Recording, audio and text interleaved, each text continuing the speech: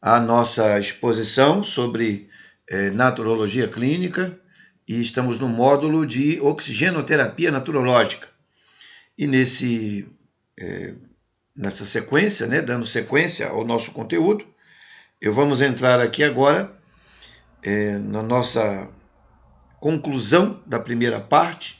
Nós trabalhamos aqui durante 1 hora, uma série de questões que serão expostas objetivamente nos vídeos, e pedimos uma pausa para a gente dar sequência. A apresentação está sendo feita em tempo real, cumprindo todo um planejamento que a gente tem, e o conteúdo programático está na apostila, certo? Então, vamos diretamente ao que nos importa. Nós paramos aqui, nesse aspecto, falamos sobre a importância do ATP, o que é hipóxia, a importância da oxigenação mitocondrial, a produção de energia dentro da célula, e que a nossa vida está rigorosamente conectada a essa necessidade precípua de termos a nossa saúde determinada a partir da qualidade da oxigenação que as nossas células recebem e da vida que a mitocôndria cria dentro de sua plataforma interior. Assim dito, dando sequência, seguindo o roteiro da apostila, vamos ao item 1.3, onde trataremos sobre a relação das substâncias intercelulares com a respiração mitocondrial. Bem, nós vimos que as células são uma das partes constitutivas do organismo humano e que ainda há substâncias intercelulares e líquidos diversos. Nesse momento, iremos deter-nos brevemente nas substâncias intercelulares.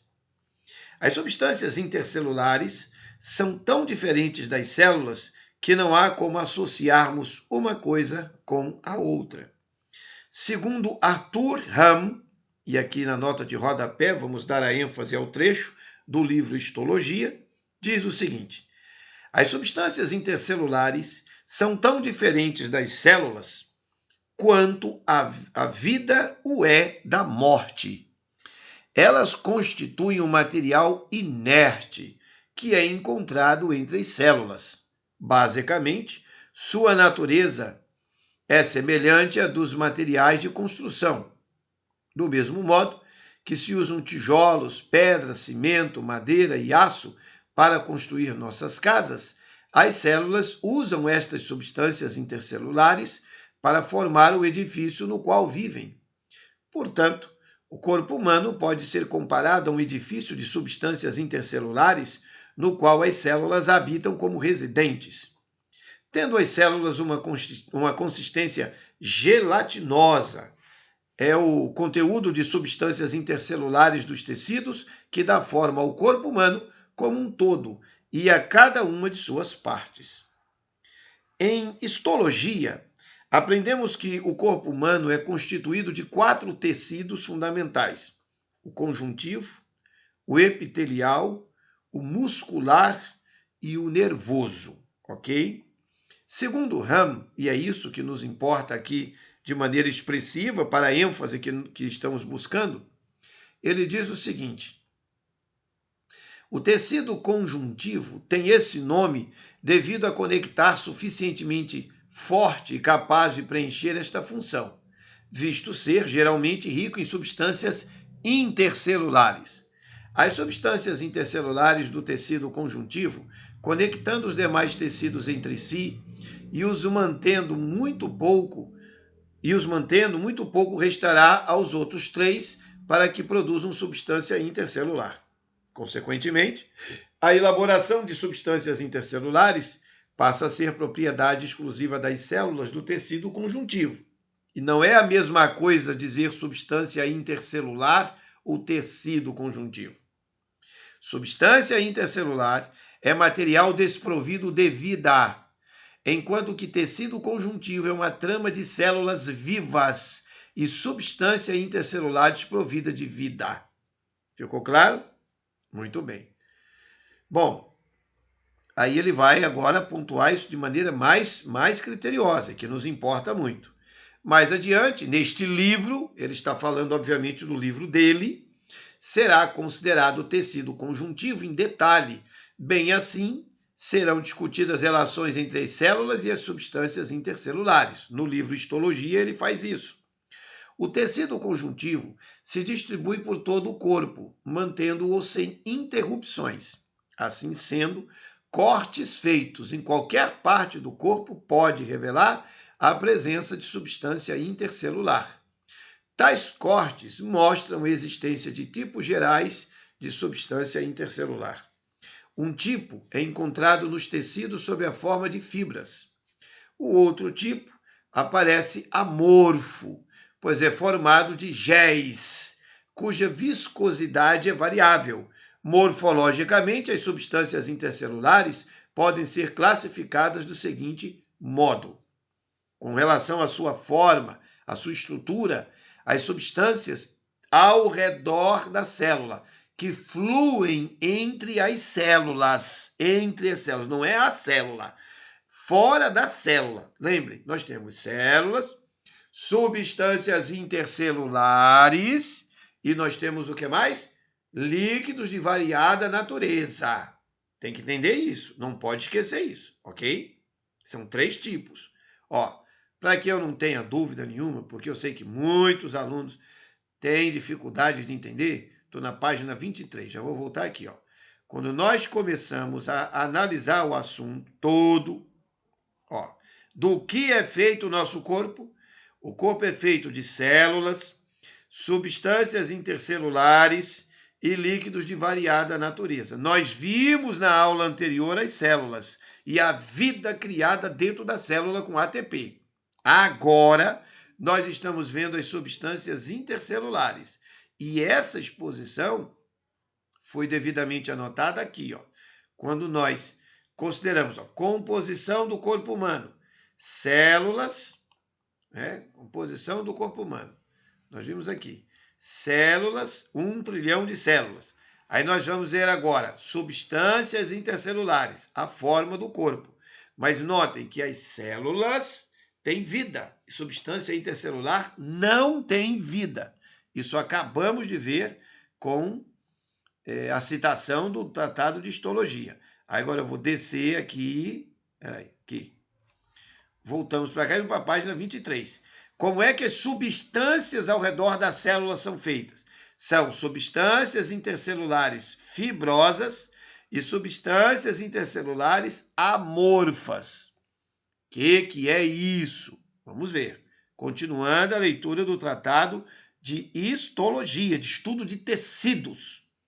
Na maior parte do corpo, as substâncias intercelulares são encontradas sob a forma de uma mistura, talvez um conjunto dos tipos amorfo e fibroso. As substâncias intercelulares desempenham 2 funções gerais.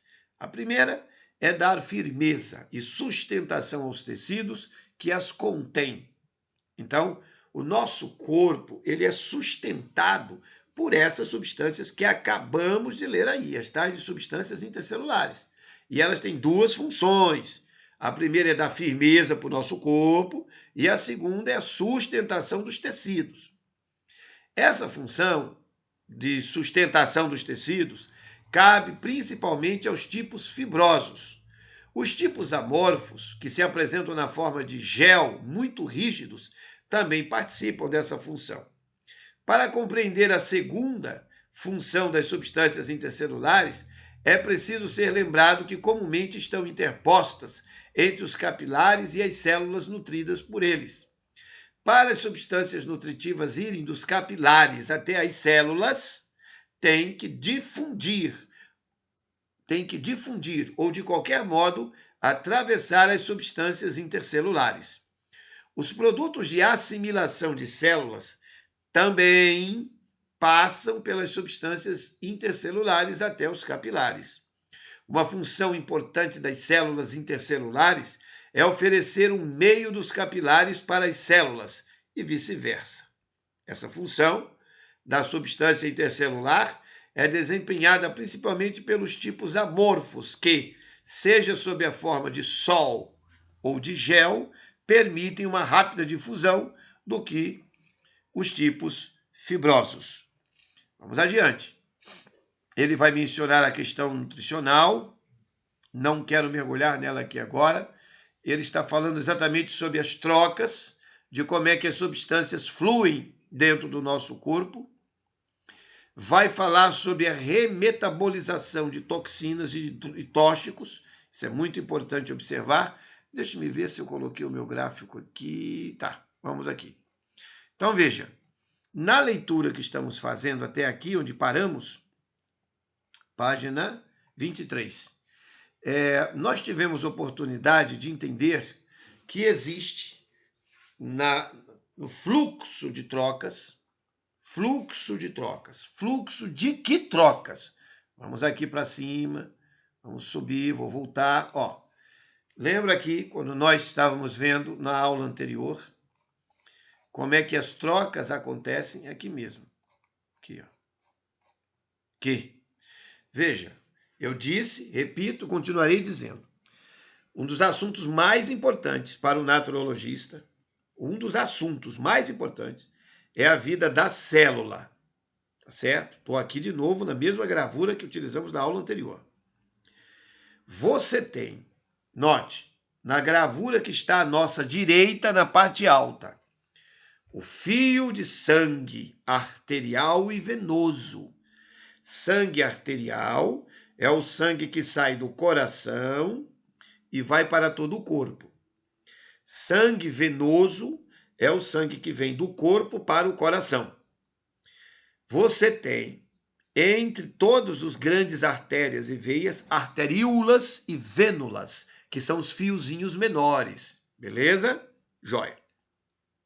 Ao redor, agora vamos para a gravura que está à nossa esquerda, na parte alta da tela.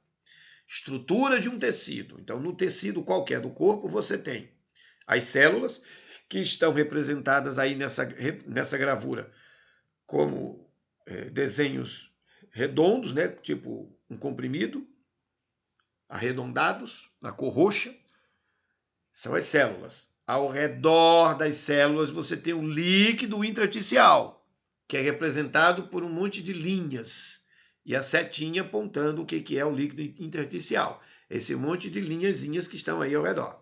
Beleza. Mas aí, o que acontece é que você tem fibras.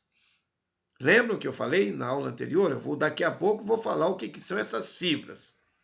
Fibras são essas estruturas mais sólidas dentro do universo do líquido intersticial, tá certo? E elas são mais rígidas. Elas estão misturadas com outra substância que também está aí no líquido intersticial, que é como uma gelatina.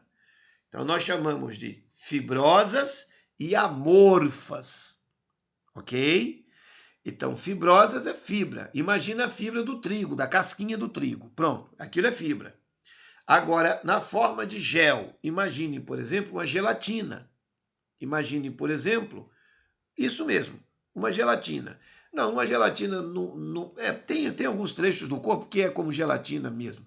Mas vamos raciocinar como se fosse um mingau, um creme. Então, ao redor essas fibras estão misturadas com esse creme, que são as substâncias amorfas. E essas substâncias amorfas que estão ao redor, elas podem ser um creme mais parecido com uma gelatina, que é chamado de gel, ou podem ser mais líquidas, mais fluídicas, como se fosse assim uma cola, mas uma cola mais rala. Uma cola rala, certo? Então, ela é chamada de sol, de solvente, ok? O que determina as fibras, as substâncias amorfas, sol e gel, é a água, a qualidade da água, ok? Tudo isso vocês vão entender como vai explicar a respiração. Então, vamos voltar lá para o texto onde eu estava. Ok? Nós paramos aqui, página 23. Quando lemos, as substâncias intercelulares são fibrosas e são amorfas, são dois tipos. Bom, avancemos. Aqui está a base de toda a compreensão de como as substâncias intercelulares interagem com a respiração mitocondrial.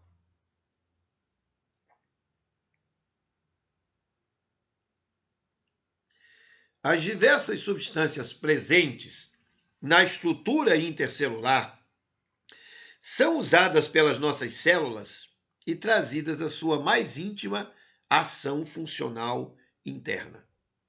Esta explicação de Ham é crucial para entendermos como a nutrição e a depuração geral de nosso organismo têm direta relação com a situação de toda a saúde que nos afeta. Aqui ele vai dizer o seguinte, e temos que passar por esse texto, não tem como a gente fugir, não. As casas não se mantêm indefinidamente e o edifício de substâncias intercelulares que abriga as células do corpo não é uma exceção a esta regra. As substâncias intercelulares do organismo, permito aqui uma correção, pronto, está feita. As substâncias intercelulares do organismo vão se deteriorando com o passar do tempo. As células que produzem substâncias intercelulares podem ser muito engenhosas e, às vezes, elas substituem a substância intercelular antiga por nova. Veja que curioso.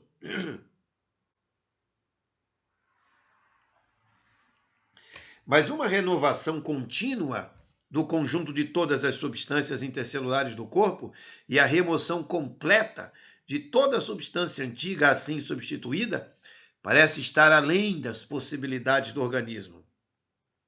E aqui é um ponto importante, porque o nosso corpo troca tudo, mas não de um dia para o outro. Nós entendemos que leva em torno de 7 anos para trocar tudo. Em particular, boa parte da substância intercelular do tipo fibroso parece persistir durante toda a vida e deteriorar-se com o tempo. Então, as nossas fibras parecem ser definitivas. Parecem. Isso não está definido. Ainda existem estudos verificando isso até hoje. Talvez a modificação mais evidente que se processa na substância intercelular, quer dizer, as substâncias ao redor da célula, seja a diminuição gradual do material amorfo que ela contém. Os tecidos de um feto, de um bebezinho, por exemplo, são gelatinosos por seu alto grau de conteúdo em substância intercelular amorfa. A criança tem muita gelatina, muita. O corpo dela é todo gelatinoso, todo molinho. Os da criança recém-nascida têm relativamente muito menor quantidade de substância intercelular fibrosa. Já o idoso tem mais substância fibrosa. Ela se revela de maneira mais proeminente. Mas à medida que passam os anos, vão se produzindo mais elementos fibrosos. Veja como diz, vão se produzindo. Se vão se produzindo, é possível produzir de maneira satisfatória durante muitos anos qualidade de vida. E ao mesmo tempo, a quantidade de substância intercelular amorfa vai diminuindo.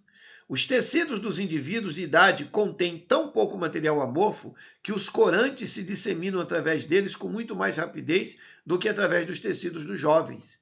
Nestes, a difusão do corante é dificultada pela presença de material amorfo, muita gelatina, muita água, quanto mais jovem é. Curioso. Há divergência de opiniões sobre o envelhecimento nas fibras colágenas. Porém, há indícios de que o tamanho médio dos feixes e das fibras colágenas aumenta, tornando-se a sua substância mais basófila. Ele vai se endurecendo, ele vai ficando mais rígido com o passar dos anos. E aí, tem uma citação que colocamos em negrito, que está aqui, com a idade, as fibras elásticas desgastam-se e fragmentam-se, aparecendo uma afinidade crescente pelos sais de cálcio. Evidentemente, isso tem grande importância no endurecimento das artérias. Veja que curioso, tudo isso tem a ver com o endurecimento de órgãos, com a destruição dos tecidos. Pouca água fluindo, correndo no corpo. Ora, dissemos que a nutrição e a depuração orgânica geral são diretamente responsáveis pela qualidade da condição de nossas substâncias intercelulares. Mas onde está exatamente o fator de preponderância desta avaliação? Nossa atenção é derivada para a condição dos emunctórios corporais. Os emunctórios são rins, pele, pulmões e intestinos. Os emunctórios são canais de saída de toxinas do nosso organismo. Se eles não funcionam bem, o corpo retém dentro de si uma expressiva quantidade de substâncias tóxicas e altamente negativas para a economia corporal. Ora, onde essas substâncias que são antivida, porque já estão mortas ou deveriam ser eliminadas, ficam depositadas dentro do nosso organismo? Não pode haver dúvida que irão associar-se à substância intercelular. Todos os lixos que nós guardamos no corpo, meus amigos, vão ficar guardados ao redor das células. Isso está tão óbvio que até aqui não tem o que duvidar. Vão se misturar com as substâncias amorfas em forma de gel ou de sol e vão infectar todas as fibras ao redor das células. Então, isso é substância intercelular intoxicada, intoxicativa. Ram, no seu livro, Arthur Ram, já declarou que tal substância intercelular é morta e funciona como material de construção. Já explicou que a vida está na célula e que ela dispõe dos elementos que a circundam, conforme as necessidades que vai encontrando em seu dia a dia. Mas, e se a carga de substâncias intercelulares que sazonam ao redor de nossas células for exatamente composta de remetabolização de fezes, urina, suor e tóxicos vindas dos pulmões que não foram expelidos naturalmente? Parem para pensar por um instante.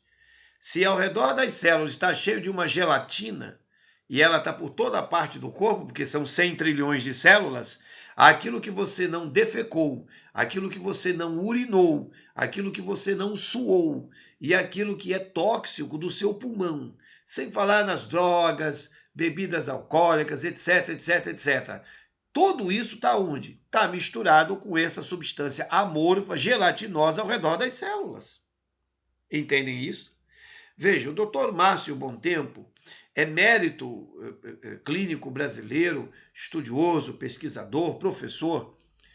Ele diz, num dos seus livros mais importantes, na minha opinião, que é o relatório Orion, ele diz o seguinte, notem, fato digno de nota é a condição do sangue no homem moderno, muito ácido, bastante viscoso, pobre em oxigênio, carregado de toxinas e excesso de gorduras, remédios e minerais, como cálcio e sódio.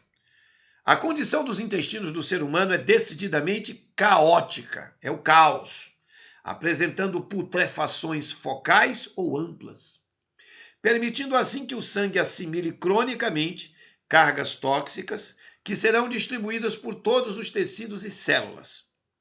No início do século, o problema já foi levantado por Metcalfe em seus estudos sobre as microinfecções intestinais apontadas pelo autor como causas básicas de várias doenças.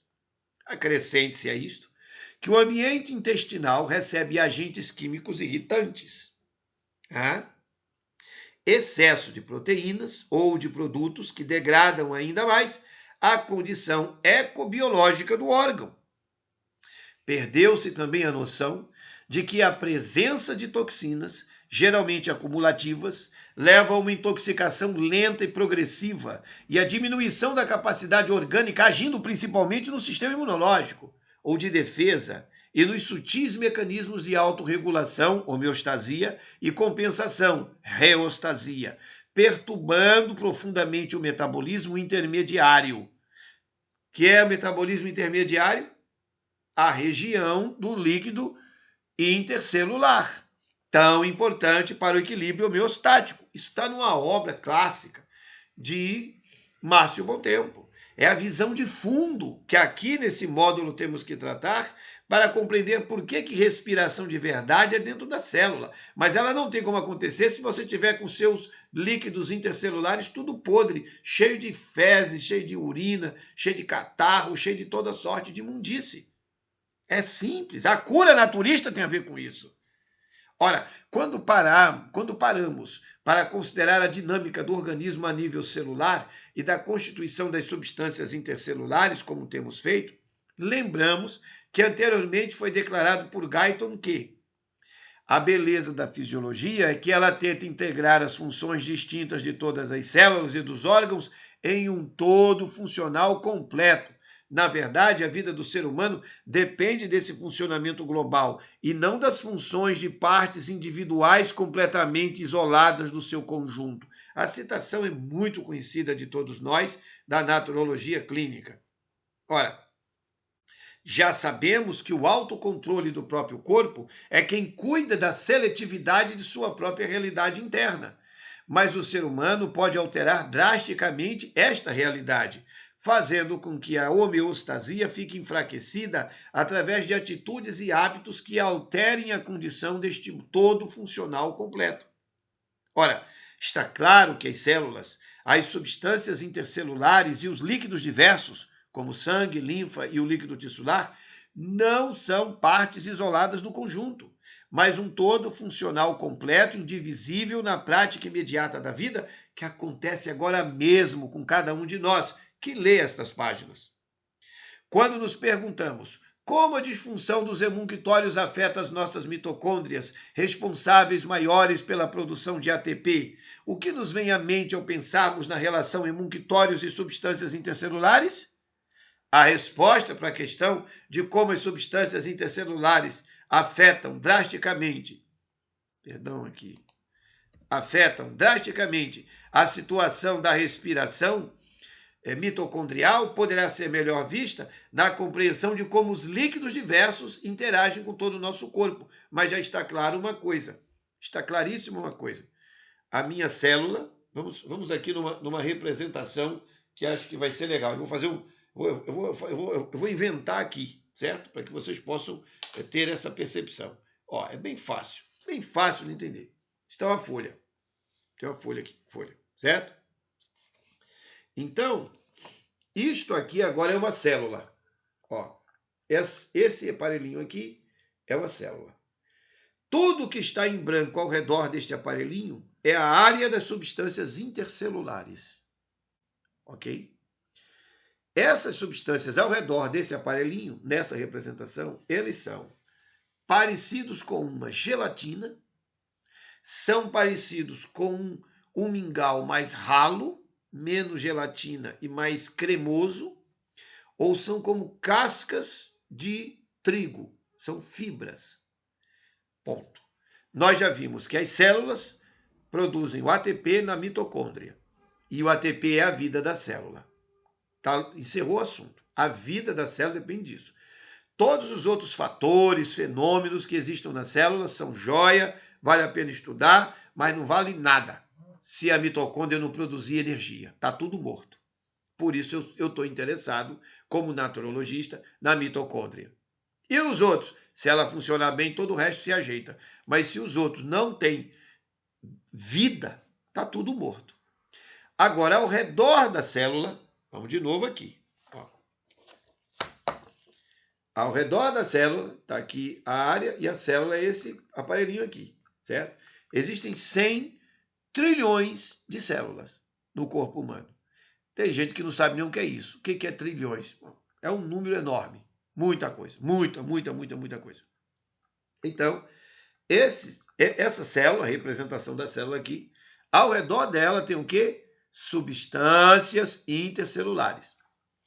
Essas substâncias, meus amigos, que estão ao redor da célula, são proteínas, vitaminas, sais minerais, hidratos de carbono, são hormônios, são drogas, são água, um monte de substância, tudo misturado, ok? E dentro dessas misturas também tem bactérias, também tem vírus, está tudo aí, nesse ambiente. Não é dentro da célula, ao redor dela. E essa mistura, ela vai parecer com fibra ou vai parecer como chamada substância amorfa. O que é amorfo? Porque não tem jeito, ele não tem forma, ok? Aí, ela pode ser mais gelatinosa ou mais líquida, beleza? Bom, isso dito, isso explicado, vamos adiante.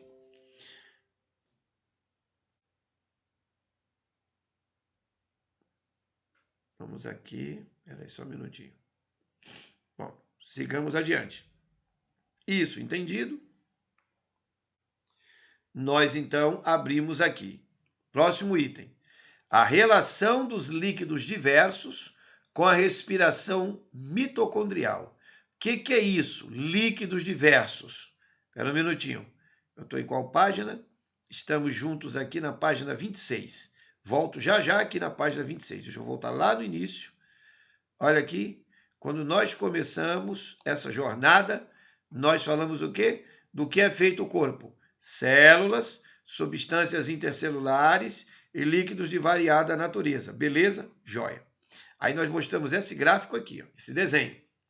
O corpo, a composição do corpo humano é feita de células, substâncias intercelulares e líquidos de variada natureza. Quais são? Sangue, linfa e o líquido tissular.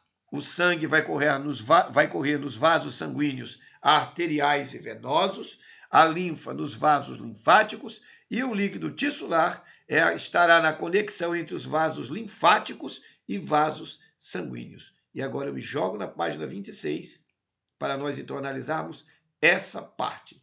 Aqui, líquidos diversos, e agora vamos mergulhar neles.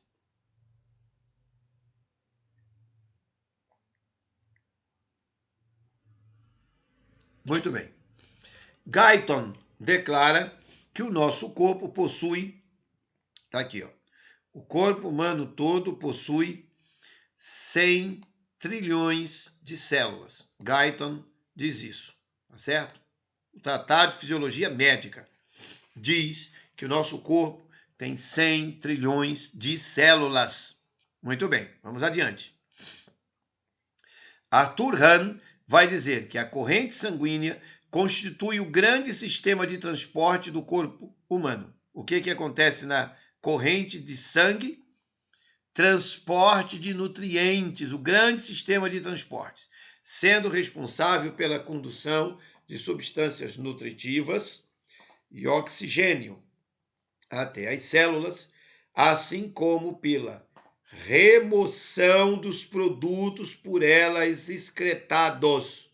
As substâncias que são eliminadas de nosso corpo são eliminadas também no transporte através do sangue, ok? Circula um sistema de tubos denominados vasos sanguíneos.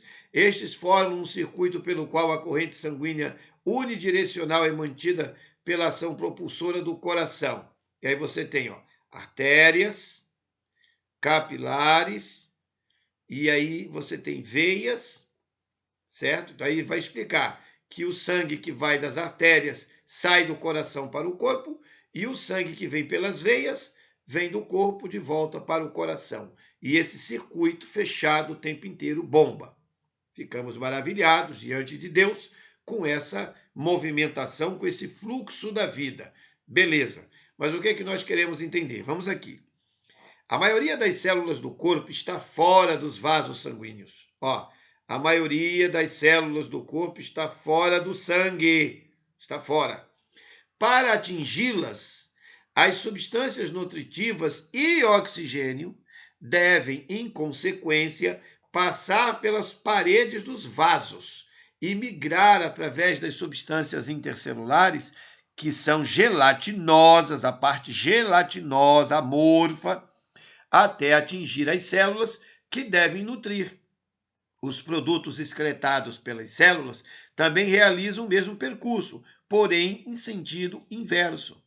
Notem, a parede dos capilares é suficientemente delgada para permitir que água, sais e o oxigênio possam atravessá-las para nutrir as células das imediações. Então, note que a parede dos nossos vasos sanguíneos, aí dentro do nosso corpo, bilhões e bilhões de vasos sanguíneos são capacitados para permitir que atravesse por dentro deles água, sais e oxigênio. Mas lembre-se, 70% do corpo humano é água, viu? 70% do corpo humano é água. Bom, ainda na sequência, a citação de Ram, isso aqui só pode ser Ram, é ele mesmo, histologia.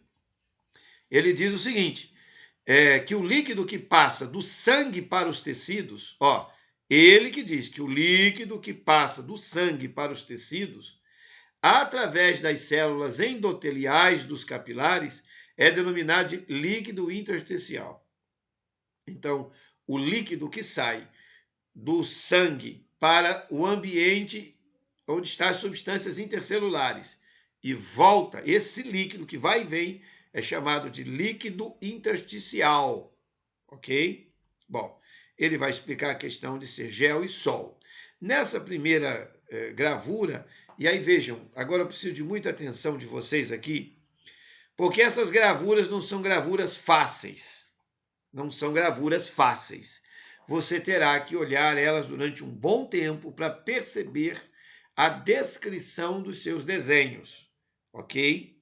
As palavras estão devidamente apontadas, mas tem que ter muita atenção para poder percebê-las. Por isso, encaminhei a apostila para que cada um de vocês, meus alunos, possa cuidadosamente mergulhar nessa percepção. Então, note, aqui você tem a substância, bem nessa gravura, na parte alta da gravura. Observe o desenho, a gravura, certo? Ele diz o seguinte, note, substância intercelular submersa no líquido intersticial. Substância intercelular, que é aquela substância que está ao redor da célula, e ela está submersa, enfiada, dentro do líquido intersticial, ok? Se você olhar abaixo nessa gravura, bem no centro da gravura, embaixo está escrito assim: capilar linfático também auxilia na drenagem do líquido intersticial. Isso é um vaso linfático, que está aqui na parte baixa, ok? Muito bem. Aí você tem assim, do lado direito disso que acabei de ler, extremidade venosa de um capilar sanguíneo, pressão hidrostática mais baixa. Do outro lado, você tem extremidade arterial de um capilar sanguíneo, pressão hidrostática mais alta. Ora, se é a extremidade arterial, é a parte que o sangue está vindo do coração para o corpo. E aí ele, uma vez que passou por esse lugar que nós estamos olhando aí, ele está voltando para o nosso corpo. Portanto, volta pela estrutura das veias, ok? Bom, note quantos fiozinhos microscópicos tem ao redor. Tudo isso são as substâncias que vão transitar pelas arteríolas e pelas vênulas. Mas, meus amigos, na parte alta da gravura, à nossa direita, nós temos cristalóides, que são cristais. E nós temos à nossa esquerda coloides. Você diz, mas o que é isso? É muito fácil de se entender. As substâncias amorfas, que são gelatinosas, elas, quando ficam com pouca água, ficam parecendo com açúcar cristal. Vão ficando ressecadas. Mas quando tem bastante água, elas ficam coloides. E na forma de coloides, elas ficam gelatinosas, bem gelatinosas, assim, maleáveis, não ficam endurecidas, e ficam também na forma de sol, que é mais líquidas, correndo bem nos tecidos. Isso é uma representação gráfica de como essa estrutura funciona. Aqui temos novamente uma outra demonstração, onde nós temos, se vocês observarem esta outra gravura agora, que acabo de colocar, está aí na tela, observem que a nossa direita, na parte baixa da gravura, está escrito obstrução venosa, eleva a pressão hidrostática em todo o vaso capilar. Está aí o vasinho. É como se uma rolha estivesse tampando essa veia. Isso aí é, por exemplo, o caso de varizes. Está tampando. Então, não está fluindo sangue nesse fio aí. Toda a região vai ser afetada. Toda a região inteira será gravemente afetada. Vamos descer mais um pouquinho. Outra gravura, outra representação interessante.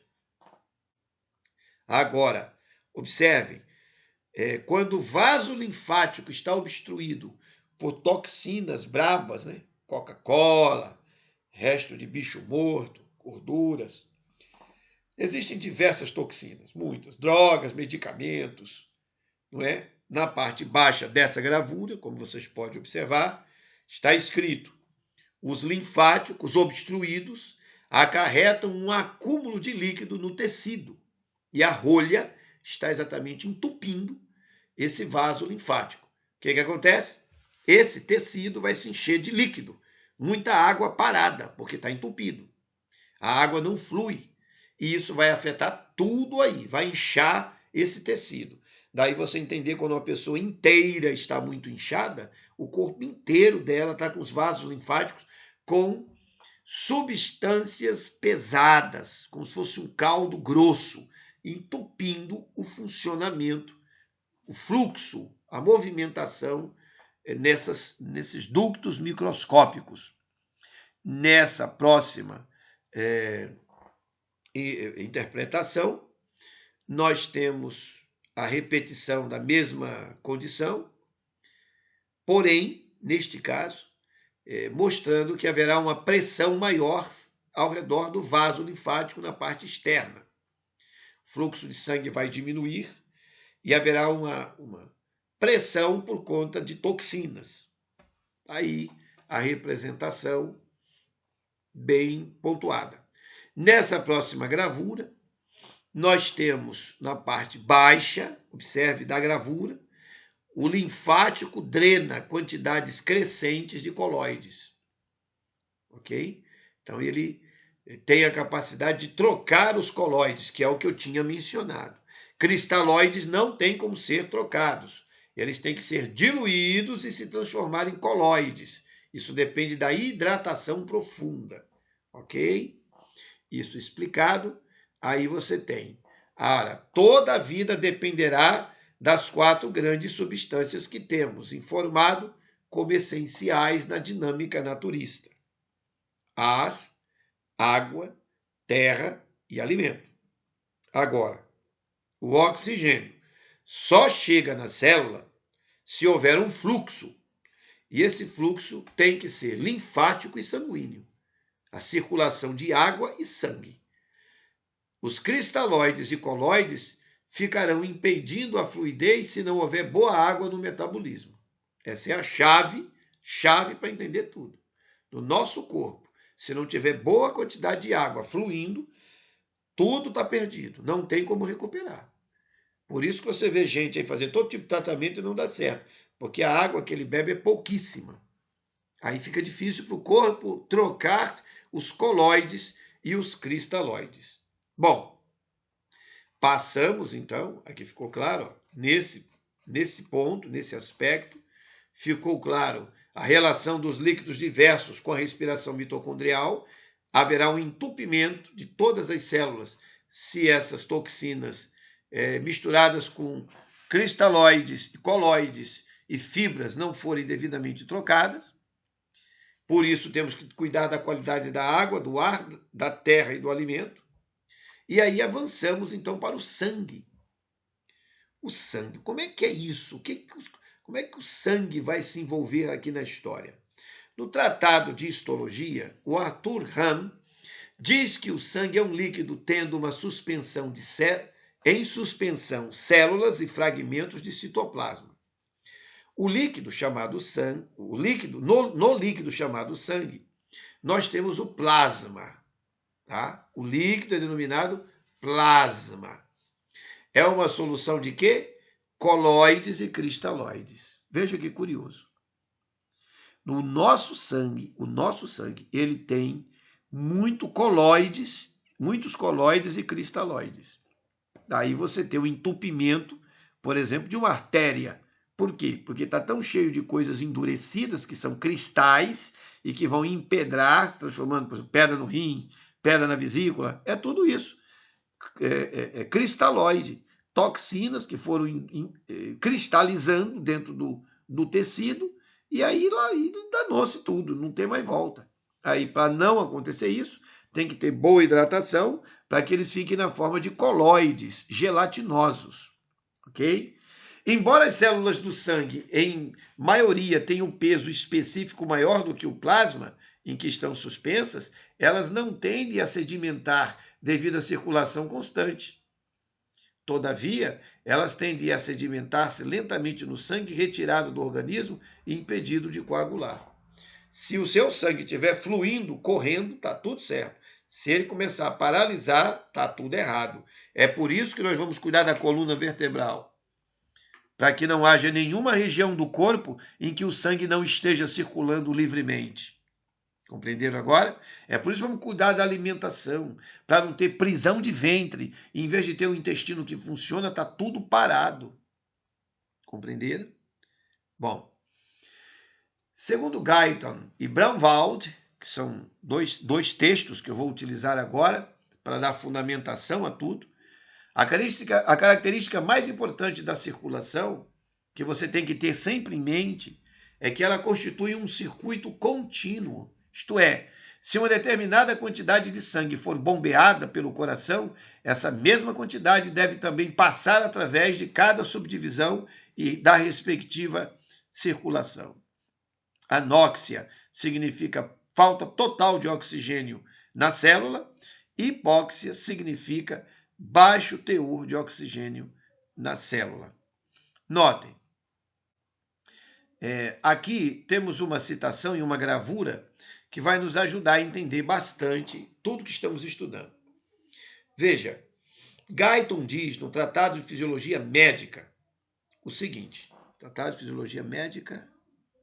Não, Brunwald diz no Tratado de Medicina Cardiovascular, nota de rodapé número 33, é Brunwald, Eugênio Brunwald, Tratado de Medicina Cardiovascular, diz o seguinte: como já foi discutido anteriormente, o fornecimento de oxigênio a um órgão ou tecido é diretamente proporcional ao fluxo sanguíneo.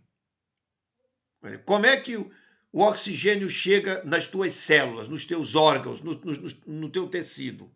Depende do fluxo. Se o fluxo for rápido, for bom, beleza. Se ele for lento, é óbvio que vai ser tudo mais devagar. A concentração de hemoglobina também tem a ver com isso. Quanto de hemoglobina, que é quem pega o oxigênio para levar até a célula, você tem no sangue? Tem que fazer o exame de sangue para saber. A diferença entre o excesso de oxigênio no sangue arterial e no venoso. O sangue arterial sempre tem que ter muito mais oxigênio e o venoso tem que ter mais gás carbônico, ácido carbônico. Isso explicado. Então você tem aqui uma gravura que nós colocamos com uma linha apontando uma seta azul. Fluxo sanguíneo linfático vem da esquerda para a direita, beleza? Aí você tem a concentração de hemoglobina que vai pegar o oxigênio. E aí ele vai levar para uma realidade que é a saturação entre oxigênio arterial e oxigênio venoso. Tem que ter menos oxigênio na rede venosa. Se as veias, no exame de sangue, for tirado o sangue da veia e ele tiver oxigênio demais, é porque o seu corpo não está conseguindo pegar esse oxigênio quando as artérias descem, quando o sangue desce pelas artérias. Ficou claro?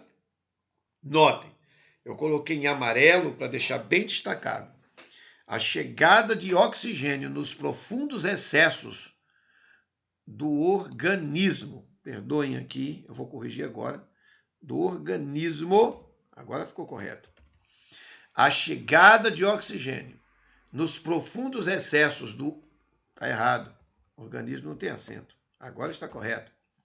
A chegada de oxigênio nos profundos excessos do organismo depende desta lógica funcional interna que sustenta a carga primária, que possibilitará a criação do ATP. Tudo que nós estamos estudando o tempo inteiro tem um objetivo: criação de ATP dentro da célula.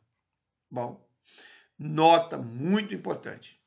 Falávamos anteriormente que as células do nosso corpo são afetadas pelo líquido intersticial, onde estão as substâncias extracelulares, que podem ser positivas ou negativas, dependendo do tipo de produtos que o sangue traz até a estrutura das células. Também temos dito que é incontestável que o nosso estilo de vida determina a condição real do tipo de substâncias que temos utilizado em nossa vida diária e, sobretudo, se tais substâncias afetam nossos emunctórios, ao ponto de perdermos parcialmente, do quadro mais simples ao mais complexo, a capacidade de suar, urinar, respirar e defecar. Isso tudo aqui, meus amigos, é extremamente científico, como estamos mostrando. Eu sei que é um tanto lento, demorado, textos longos, mas não tem outro jeito. Tem que fundamentar. E se muitos não entenderem na primeira vez, ótimo. Vamos assistir a essas minhas exposições 2, 3 vezes, 4 vezes, se for preciso. E ler e reler os textos da apostila, fazendo anotações para trazer para as reflexões dos nossos diálogos. E as perguntas podem ser lançadas também nos grupos de WhatsApp. Estou lá à disposição. Bom, aqui eu quero trazer para a cena, e eu espero que eu consiga abarcar a gravura inteira. Bom, consegui, muito bem. Veja, a estrutura geral do sangue humano, ela é feita de duas bases fundamentais. Ó, tá aqui, ó, certo? Eu não vou ler os textos que fundamentam isso, estão aqui, tá? Para que vocês verifiquem. Eles foram extraídos do Clínica Médica, Propedêutica e Fisiopatologia de Marcelo Marcondes e outros. Tá? O que eu quero é isso aqui. Veja, a estrutura geral do sangue humano possui o plasma e os chamados elementos figurados. Presta atenção. Plasma e elementos figurados. O plasma no nosso sangue, ele tem a função de transporte de substâncias de nosso corpo que devem nutrir, agir, deprimir e estimular. Tem a função do transporte de hormônios e enzimas que são produzidas nas glândulas. Tudo isso está nos textos que eu indiquei aí na própria apostila. O plasma mantém o sangue circulando em nosso corpo. E o plasma contribui para sanar rapidamente todas as lesões cardiovasculares. Beleza? Os elementos figurados são os eritrócitos, possuem hemoglobina dentro deles, os leucócitos, que são granulosos e hialinos, e as plaquetas, que não são células, mas fragmentos de células. Não são células, mas fragmentos celulares. Agora ficou correto. Bom, então tá aqui o que é o sangue. O sangue é isso aqui. A estrutura do sangue é isso. E o que tem dentro dele? É essa plataforma que está aqui na tela. Joia? Vamos avançar. Vamos seguir aqui adiante. Espera aí. Aqui, vamos lá. Bom, eu não vou tratar neste momento com detalhes, porque não é possível, o meu tempo não me permite, e também não é o foco, sobre o que são os eritrócitos. É suficiente mencionarmos de obra de histologia, do Arthur Hahn, que os eritrócitos, destes 90% é hemoglobina, uma proteína conjugada. Os eritrócitos estão conectados no entendimento, na compreensão científica, à condição da hemoglobina, que tem a função de conduzir substâncias, material coloidal e fluir dentro do universo do sangue. Os leucócitos são os defensores do corpo. Tá? Aí os leucócitos vai ter diversos segmentos dentro do seu universo. As plaquetas, elas vão fazer a coagulação e aglutinação. É o que cicatriza o nosso corpo quando ele está machucado. Joia? Bom, Arthur Hahn vai falar sobre hemoglobina e a oxihemoglobina, a presença do oxigênio na hemoglobina, como eu tinha mencionado anteriormente. Aqui ele vai citar, eu botei em negrito com grande importância, além do transporte de grandes quantidades de gases, os eritrócitos devem poder libertá-los e absorvê-los rapidamente a fim de serem eficientes. A hemoglobina é afetada de modo desastroso por determinados medicamentos e substâncias químicas.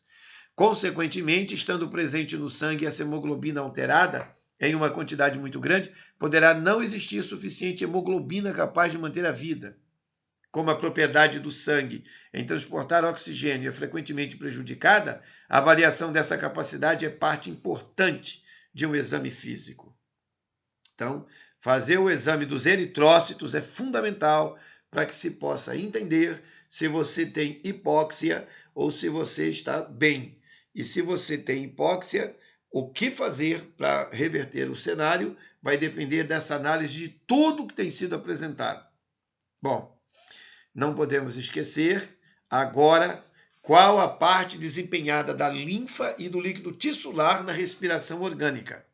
Nós já vimos, verificamos como ocorre a dinâmica no nível de colóides e cristalóides do organismo humano, certo? Verificamos como a dinâmica de feedback intrínseco se impõe, porém não é pouco que estejamos dando ênfase à importância da chegada do oxigênio nas células. Isso nem é objeto de discussão, é fato imposto no ato de respirar. Ótimo. Mas, deixa eu ver se eu encontro aqui. Conforme a definição do dicionário médico, tissular é tecidual, relativo a ou pertencente a um tecido. É o líquido daquele tecido. O Hahn menciona que o líquido tissular banha as células do corpo. Isso requer que ele ocupe todo o espaço real que exista nas substâncias intercelulares e penetre em todas as substâncias permeáveis. O líquido, aqui você tem o sistema linfático, sistema paralelo ao circulatório, constituído por uma vasta rede de vasos semelhantes às veias, vasos linfáticos, que se distribuem por todo o corpo e recolhem o líquido tissular que não retornou aos capilares sanguíneos, filtrando-o e reconduzindo-o à circulação sanguínea. É constituído pelos vasos linfáticos. Está aqui um desenho, né, representativo que ajuda a entender. Você tem o fio azul é venoso, o fio vermelho é artéria, e aí você tem esses fios amarelos ou bolotas amarelas, aqui para a gente melhorar essa representação, só para que todos possam ter uma... tá aqui, ficou melhor de ver, né? Fios linfáticos, entendeu? Com seus linfonodos, que são áreas especializadas. Tem que pegar o atlas do corpo humano, não podem esquecer que nós temos o atlas, para em cima do atlas fazer uma verificação cuidadosa de aspectos que são objeto de nossa análise, de nosso estudo, ok? Bom, vamos seguir aqui. Notem, nós já falamos sobre isso, mas vamos repetir para dar uma ênfase aqui, já encaminhando para o encerramento desta aula. Nós ainda teremos mais 2 aulas sobre oxigenoterapia até terminarmos a apostila. Nós já passamos de mais da metade, vamos adiante. Vejam, pressão do sangue está representada por uma seta de uma cor, digamos, mais amarronzada. Não é isso, não. Ela está mais roxa, né? Lilás, parece um lilás, essa é a cor. Você tem depois uma seta azul, que vai representar a pressão osmótica, que depende de água. E você tem a setinha amarela representando água. E nós estamos falando do que mesmo? De um capilar arterial e venoso. Veja como eu tenho dito desde o início. O fluxo acontece dependendo de água e da passagem da pressão. O que eu tenho aqui na homeostasia? Pressão. Nós temos osmose. Nós vamos precisar de temperatura e eletromagnetismo. Sem essas 4 coisas, esse fio de sangue não vai conseguir fazer o trabalho natural. E se ele não fizer, os nutrientes e a vida não circulam. E se não circular, não tem produção de ATP dentro da célula. Célula, que é célula, né? Célula significa célula pequena. E se não tiver isso dentro da célula, é morte. Bom, morte em último grau. Antes de chegar na morte, doença. Aqui você tem uma outra representação do fluxo dos vasos linfáticos e dos ductos. Você tem o fio azul, vênula e arteríola. Vênula em azul, certo? E a arteríola em vermelho. E o que está em amarelo, ele atravessa na diagonal, atravessa no meio deles, que são os vasos linfáticos, onde corre água dentro deles, corre hormônios, correm leucócitos, correm defensores. Uma representação, né? Não são gravuras muito assim nítidas, mas enfim, dá para perceber. Posição das glândulas mais importantes na gravura à sua direita, mas no atlas do corpo humano que nós orientamos todos os alunos a ter, você tem tudo lá. Todas essas glândulas, estão todas elas lá para você conhecê-las. E você tem à esquerda a mesma representação, só que com outro formato, apontando a conexão com os ossos, apontando os fios linfáticos, posição do timo, do baço, da medula óssea. Muito boa. Aqui você tem, que já mencionamos também, os vasos linfáticos recolhem líquido tissular, os capilares linfáticos são tubos dilatados fechados, e aí você tem o fluxo do coração e da circulação total do corpo, dependente disso. E a rede linfática está diretamente ligada a essa circulação sanguínea. Ao nível microscópico, veja aí o que é que nós temos. Nós temos uma lesão de um tecido por agentes físicos, químicos ou micro-organismos patogênicos. Não é? Você tem aí, ó, nessa representação, ficou muito legal. Você tem, quando é que acontece, por exemplo, dor? Você tem febre e proliferação de muitos leucócitos. E a circulação fica muito difícil, porque fica tudo muito entupido. Mas o aumento do fluxo sanguíneo você tem quando você tem um micro-organismo que invadiu o seu corpo. O que é febre? Febre é esse fenômeno que está aqui na gravura. Você tem vasodilatação, aumento da permeabilidade dos capilares, a quimiotaxia e a resposta sistêmica do corpo. A autointeligência está envolvida nesse cenário aqui. Tá? Citamos aqui. Bom, próxima aula nossa será sobre o sistema respiratório, mas eu acredito ter conseguido criar o painel que eu preciso criar para encaminhar agora para as duas aulas finais, onde vamos ver o sistema respiratório de maneira bem geral e depois a lógica do naturista para utilizar todas essas informações que eu coloquei, que está aí à sua disposição, para entender como o fenômeno da doença acontece no corpo, como é que eu vou trocar substâncias amorfas por novas, e dentro desse cenário, como é que nós utilizaremos as forças da natureza, geoterapia, alimentação, água, respiração, banhos especiais, né? Fitoterapia, para recuperar toda essa situação.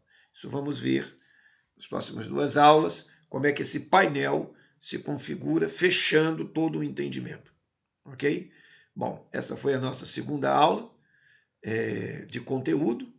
Até aqui nós tivemos uma breve introdução de 10 minutos, uma aula de 1 minuto e 7, e agora essa, que deve ter em torno de a primeira aula de 10 minutos, a segunda de 1 hora e 7 minutos, e essa agora, mais ou menos 1 hora e 5 minutos. Vem ainda mais duas, e no sistema acadêmico tem em torno de 10 horas de conteúdo programático que precisa ser estudado. Joia? Bom, até a próxima aula.